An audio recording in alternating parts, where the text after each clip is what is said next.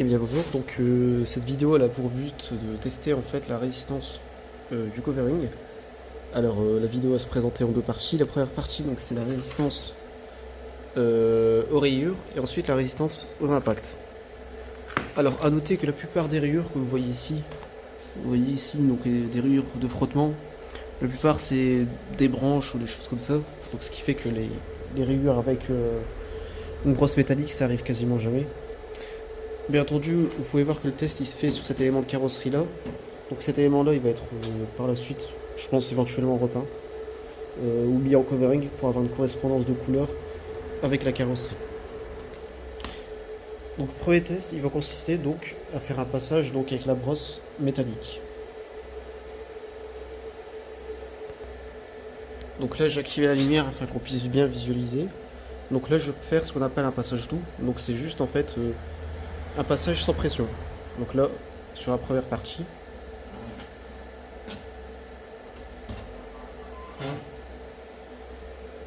Donc là, on peut voir que ça a rayé la carrosserie.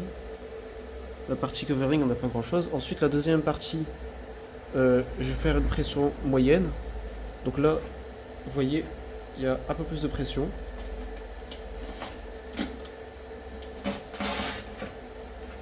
Là, vous voyez, ça a rayé la carrosserie. Je vais faire un deuxième passage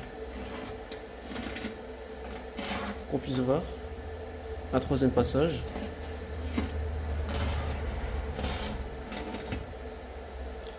Ensuite, là, un troisième passage au niveau de la partie 3, où là, la pression, elle est plus intense. Vraiment, là, j'appuie plus fort.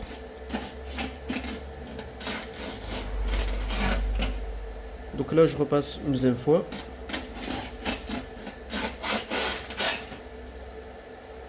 Donc là, vous pouvez voir le rendu ici. Donc analysons le résultat avec le covering et sans le covering. Donc je vais faire un nettoyage au chiffon microfibre. Donc là, je vais prendre donc de l'alcool isopropylique. Je nettoie.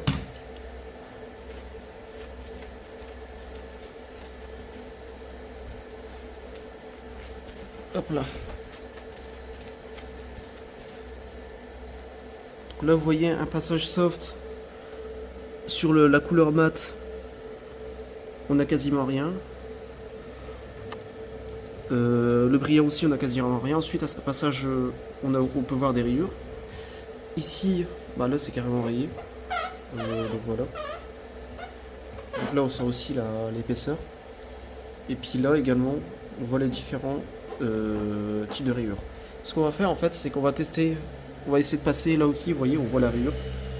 Là, un petit peu moins. Donc je vais essayer de passer le décapeur sur les différents endroits, puis ensuite on va passer un polish et puis on va voir le résultat. Est-ce que c'est rattrapable les rayures ou pas? Donc passage du décapeur.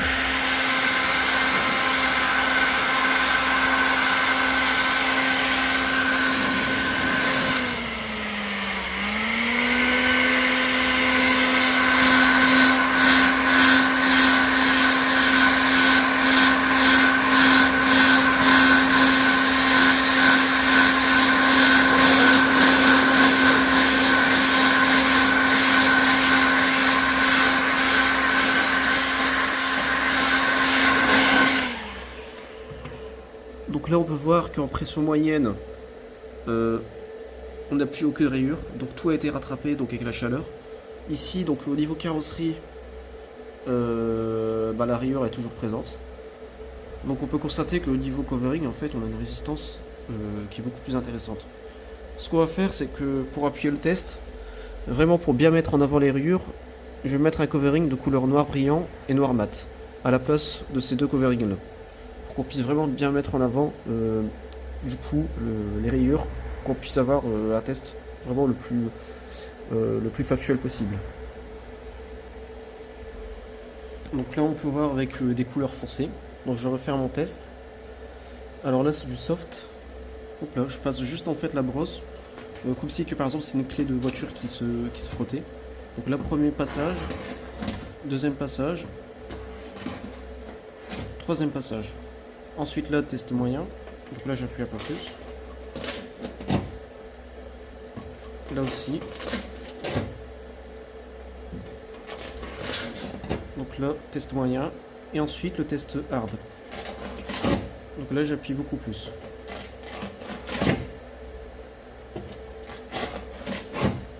Voilà. Donc là, on peut voir le rendu. Donc ce que je fais, c'est que je pince un coup de chiffon microfibre pour retirer. Donc tout ce qu'on peut avoir. Et je passe un coup de décapeur pour voir la capacité de régénération. Donc là, vous voyez.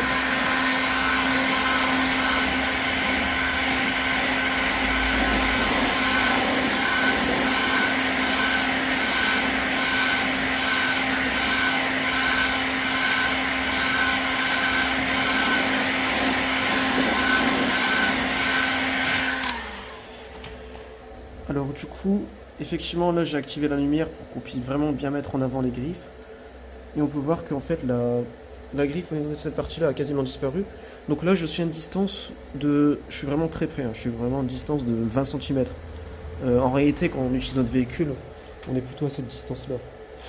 Et on peut voir qu'en fait la griffe, au niveau de l'utilisation moyen, en fait, on peut voir une résistance. Une meilleure résistance pour le covering, une capacité de régénération qu'on n'a pas sur la pâture.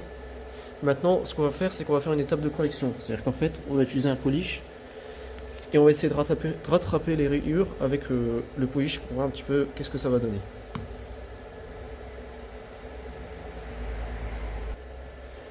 Donc là, j'ai appliqué mon polish et on va faire le test donc sur la partie haute. Donc là, niveau carrosserie. Alors là j'appuie vraiment fort de manière à essayer de bien rattraper. Là niveau covering. Hop là. Donc ce que je vais faire c'est que je vais couper la caméra, je vais le faire hors caméra. Bon déjà la rayure qu'on peut voir ici elle est quasiment pas rattrapable. Niveau covering. Alors niveau covering ça a quasiment disparu. Ce que je vais faire c'est que je vais le faire pendant 5 minutes hors caméra et puis je vous montre le résultat au final. Donc analyse des résultats, donc on peut constater qu'au niveau du covering on a une résistance aux rayures qui est largement supérieure à la pâture, sachant qu'ici on est sur une pâture Toyota d'origine.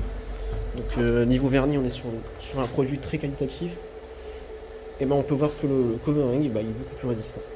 A noter que quand vous faites un véhicule pâture non OEM d'origine, les pâtures de garage ça ne dure pas plus de 10 ans. Le covering on est sur un produit de 7 ans.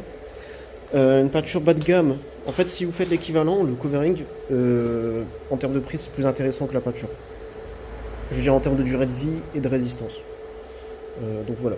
Après il y a le PPF, et le PPF le prix est exorbitant. Généralement le PPF on l'utilise sur des véhicules pour lesquels la pâture elle est très très chère, notamment les Rolls-Royce, les Porsche, etc. Pour lesquels les éléments de carrosserie à refaire ils sont très chers parce que ça nécessite une pâture haut de gamme. Du coup on met un PPF pour pouvoir protéger et justement éviter par exemple les rayures, des choses comme ça.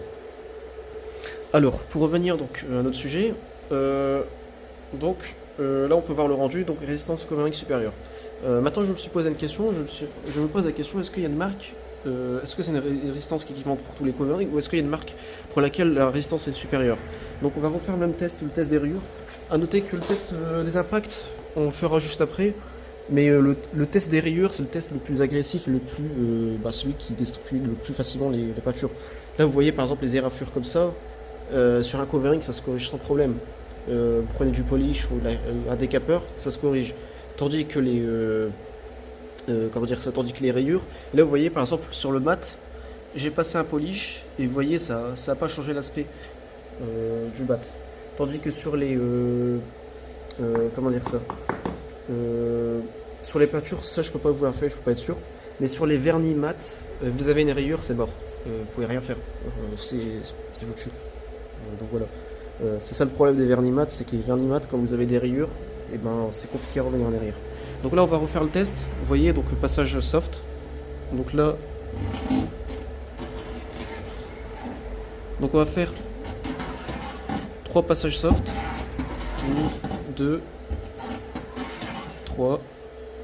ici aussi, 3 passages soft, 2, 3. Passage medium au milieu.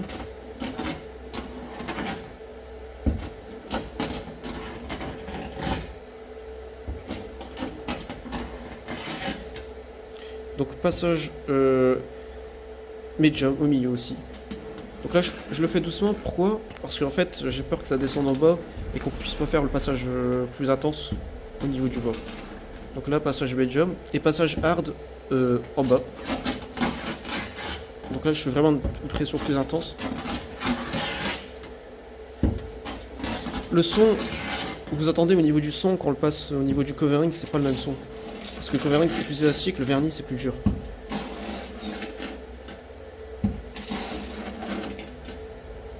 Donc là, analyse.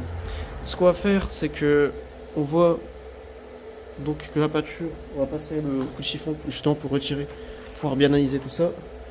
Ouais, faut pas trop que je mette de l'alcool isopropylique au niveau du nom des marques, sinon ça va disparaître. Ça c'est le polish de tout à l'heure. Du coup là, je retire bien. Donc là, on peut voir que le covering au niveau de la rayure très peu endommagé. Vous voyez, ça résiste très très bien. Non, franchement, ça résiste très très bien. Et puis là, on peut voir. Donc voilà. Ce que je vais faire, c'est que j'analyse tout ça et puis je fais un bilan. Parce que là, c'est compliqué de faire un bilan juste en regardant les images. Et là, vous pouvez voir en fait les différents rendus. Donc pour revenir, donc finalement, oui, il n'y a pas vraiment de différence entre les marques. Là, vous voyez, je vais passer le décapeur pour voir ce qui se passe. Donc là sur le vernis ça fait rien du tout. Là sur les coverings,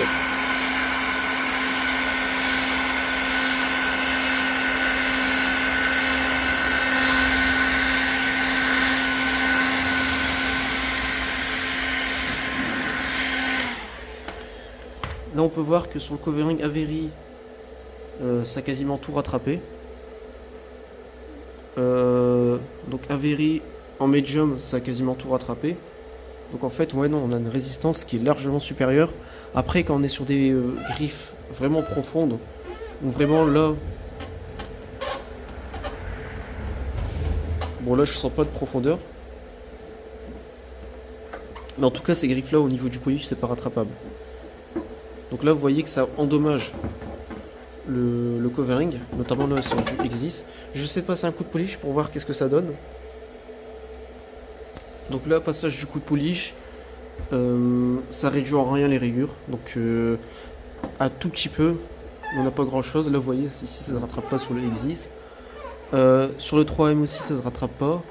Le Oracle, je constate une... Oracle Avery, je constate une meilleure résistance. Donc voilà. Et ici, donc le Avery aussi. Ouais, Oracle, Avery. Arlon aussi. Après, je pense que c'est aussi la couleur aussi ça joue. Mais vraiment, vraiment j'ai l'impression que les couleurs métallisées. Non, en fait, en réalité, on peut pas faire vraiment de constat. On peut pas faire vraiment de constat sur le fait que ça soit métallique ou pas. Je remarque pas vraiment de différence. Donc là, maintenant, on va faire le test de l'impact. Donc j'essaie de réfléchir à comment conceptualiser un test pour justement tester les impacts.